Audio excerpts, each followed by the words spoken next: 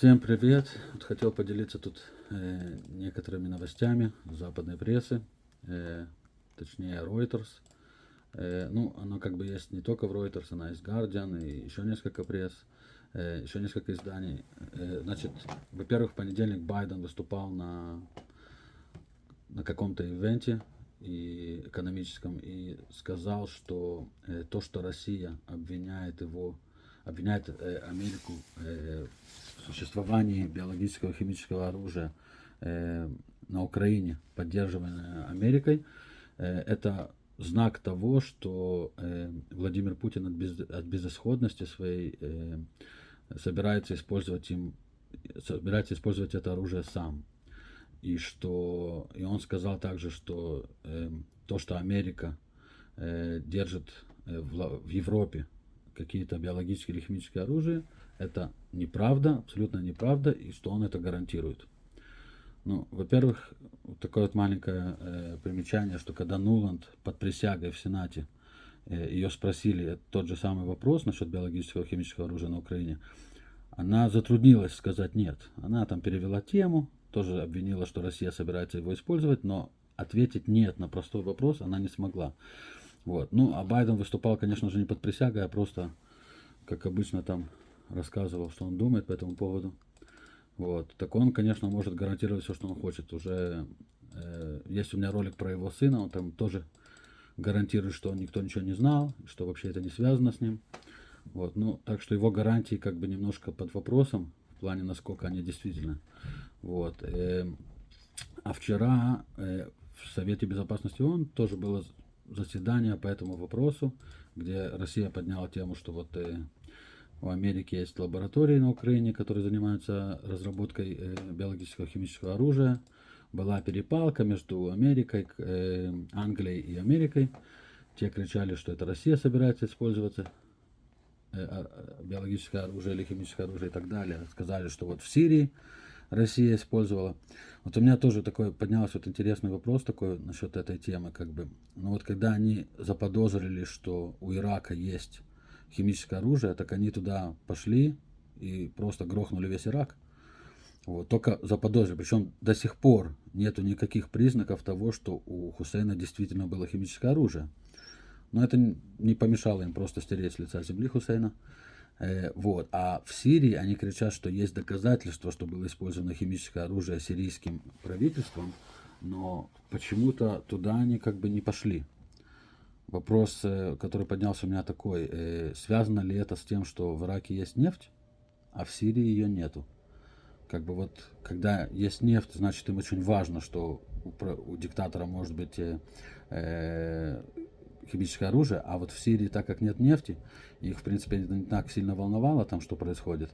Ну и Россия поддерживала Сирию, поэтому как бы они даже не попытались туда залезть, хотя кричали, что есть доказательства использования химического оружия.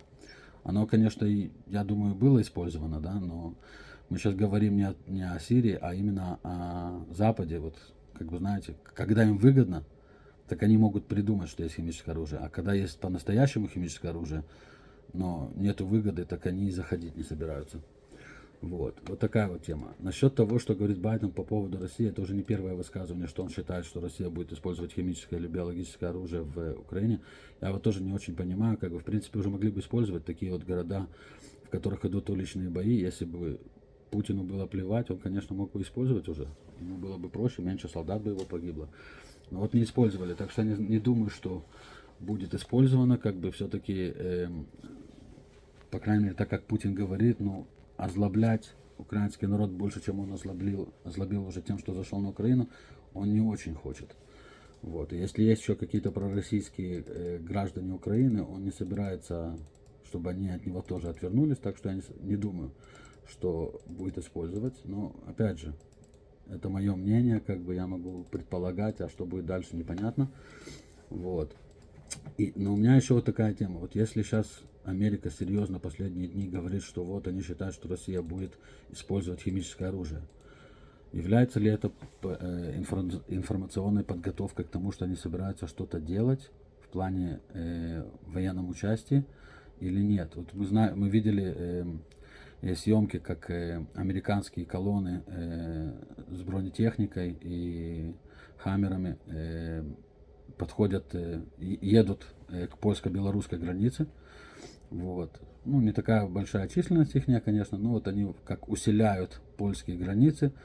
Но является ли это каким-то предназнаменованием, что они собираются сделать чуть-чуть больше? Не знаю, ли вы слышали, сегодня там в Бельгии опять они там все встречаются.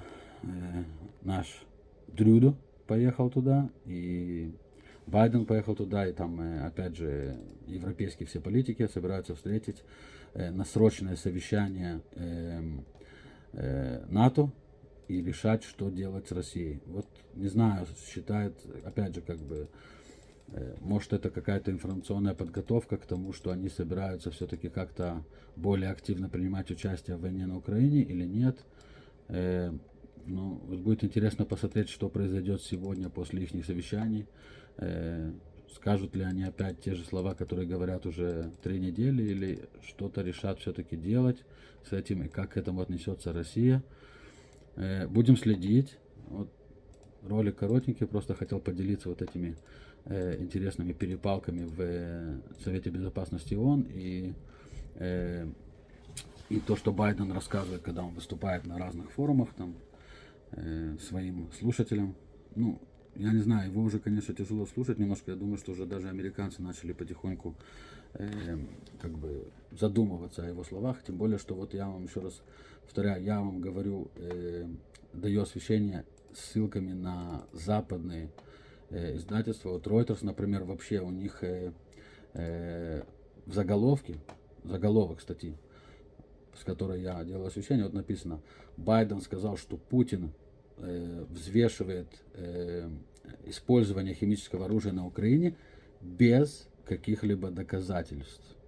Вот это очень важная тема насчет без каких-либо доказательств. Это показывает уже, что они ставят под вопрос то, что Байден говорит. И в самой статье тоже говорится, что не были предоставлены никакие, как бы, никакие основания для того, чтобы это сказать. Ну, знаете, обычно как бы кто-то что-то такое серьезное заявляет, должен сказать, что вот там какое-то агентство, там ЦРУ, например, нашли документы или что, ну что-нибудь, да, а просто так президенту такой державы, как Америка, 350 миллионов населения, выходить и говорить какую-то, ну, на мой взгляд, чушь, но неважно, говорить что-нибудь, не основываясь ни на какие доклады с ЦРУ или что-то такое. Если бы он сказал, вот нам ЦРУ доложило, они там проверили, там у них есть какие-то шпионы, и они сказали, что вот идет такой разговор между Путиным и Шойгу, например, Шойгу пользоваться или не пользоваться химическим оружием. Вот это как-то еще можно как-то оценить. Но когда даже вот, например, издательство The Guardian, она говорит, что она тоже осветила то, что сказал Байден, но она внутри статьи, она в заголовке это не говорит, но вот внутри статьи она говорит, что, что Байден не предоставил никаких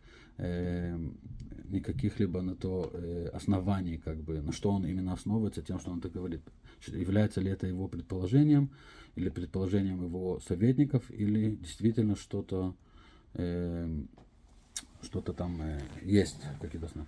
Но, кстати, они тоже говорят о том, что в одном из городов была утечка аммиака, и что русские говорят, что это сделали украинцы специально, чтобы сделать провокацию. Украинцы говорят, что это Россия делает.